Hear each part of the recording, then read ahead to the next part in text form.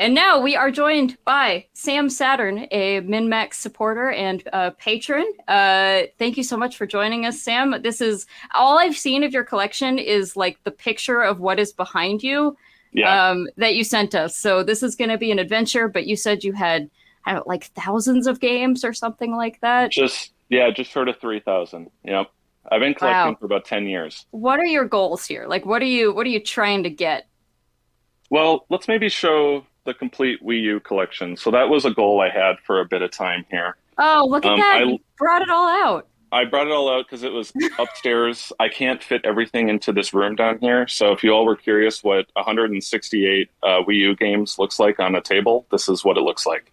Yeah, that's the whole library. That's the whole library. And I'm sorry if you can't get it all in one frame, but that is everything right there.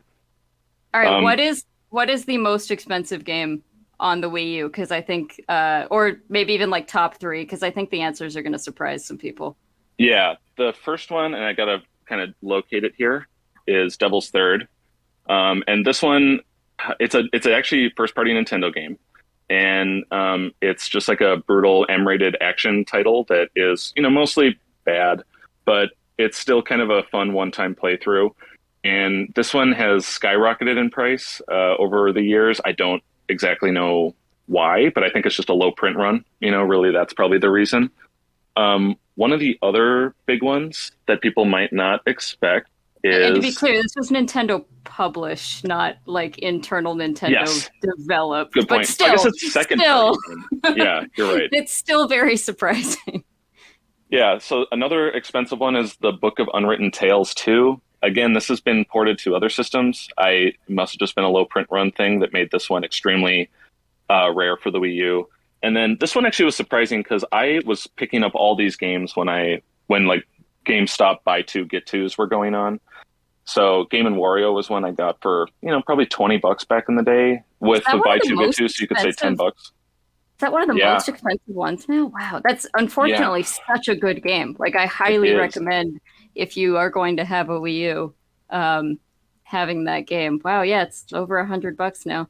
Is like Turbo and some of those still expensive? Yeah, Turbo is quite expensive. I got this one for like $50 or something like that, and I thought, wow, what a steal! Even though, again, it felt ridiculous to be paying $50 for this game back in the day. This one's also, I guess, kind of uncommon because it's kind of a late release for the system, but this is the special edition version that has like kind of this lithograph cover. It has like a close on a seal on the top and bottom, so I can't actually open that one. But one of the other rare ones I would say is also Axiom Verge over here, which I still have it sealed, but I believe that was was it a limited run release? I forget how that one came. Yeah, it is right there. I think that was the one time limited run did a Wii U game, if I recall correctly. Yep. And then if I choose to keep going with Wii U collecting, I'll probably go for more of these like boxed amiibo figures. But I'm not really an amiibo collector. But they're kind of cool, right? Like you get a Ganondorf and what's the other one? Like a Link Wolf or something like that. There's admittedly an have Animal not played Crossing. Twilight Princess. Yeah, I have Animal. I'm trying to look behind me while still being in front of my microphone, but yeah, I have a lot of these. There's a Captain Toad one, Mario Party, bunch of Mario with Parties. An amiibo. Yeah, actually, and the Mario Party one. Yeah, the Mario Party one is weird because there's actually like 4. 3 or 4. Yeah. And then Mario, Yoshi's Peach, Bowser, and Yoshi's Woolly World. Yeah. Yeah, with had multiple all colors. 3 different. Yeah, so if you want like a complete Wii U collection, you're going to be getting a lot of like variants, which is probably kind of annoying. How long did this set take you to collect, and when did you decide you were doing it?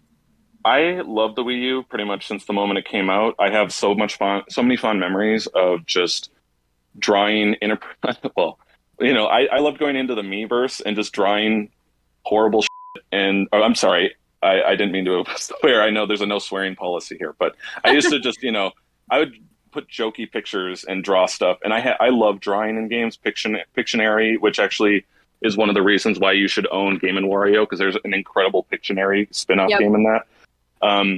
I love games like that so much. Drawful is my favorite Jackbox game, so I had just an immediate attraction to the Wii U. And then, Yeah. people just kind of largely ignored it. And the library is small. And I thought, why not? And it actually probably only took me about 2.5 years to put this all together. Oh, wow. Okay, that's not too bad. I have a Not too friend bad. who's been going for one for, I don't know, probably 4 or 5 years at this point. And yeah, definitely it gets down to finding a copy of Turbo and Unwritten Yeah. Tales and the Crudes and that sort of thing. The Wii U is fascinating because so many of the heavy hitters are what you might call shovelware on other Right. systems. But It's crazy. Yeah. and I think, I don't think that many people go for like a full DS set just because it's such a large set. Right. But that is there's a very similar kind of thing with the Nintendo DS if you're going for a full set. But I don't feel like the prices have reflected rarity on all of the like more shovelware-y stuff yet. I mean, there's some games that I have straight up never seen in my entire life, and they're things like, learn math 5th and 6th grade kind of thing, but just such incredibly low print runs. And I think we use just a small enough system that like people took notice of the shovelware that's really rare. Exactly. And there's even weird stuff on these systems. Like this is technically the first print of Breath of the Wild on the Wii U. And the reason you know that is because there's a controller printing error on the bottom here. So this is the kind of reprint of this one. So I actually, you know what? I was in a half price books, found this for $10, believe it or not, and bought it. Because I already had the normal one, the kind of reprint, but I thought, why not have the first print if it's a screw up, right? I'm sorry, there are half price books that actually half price their video games? I am very fortunate. Again, when I talk about knowing people, people tend to text me when stuff comes in, or I just have made good connections over the years. And so that's how, when you ask, how has Sam built this collection? It is through good connections. If you thought, hey, this video wasn't bad, well, there's a whole lot more like it on MinnMax's YouTube channel. Please help us out by subscribing to our channel and checking out the MinnMax Show podcast, also available on your favorite podcast app, the best, most thorough discussion about games on the internet with the deepest dive, our monthly community trivia show with prizes called Trivia Tower, and a whole lot more. Thanks so much for your support, everybody. All you gotta do is click that subscribe button. We'd really appreciate it.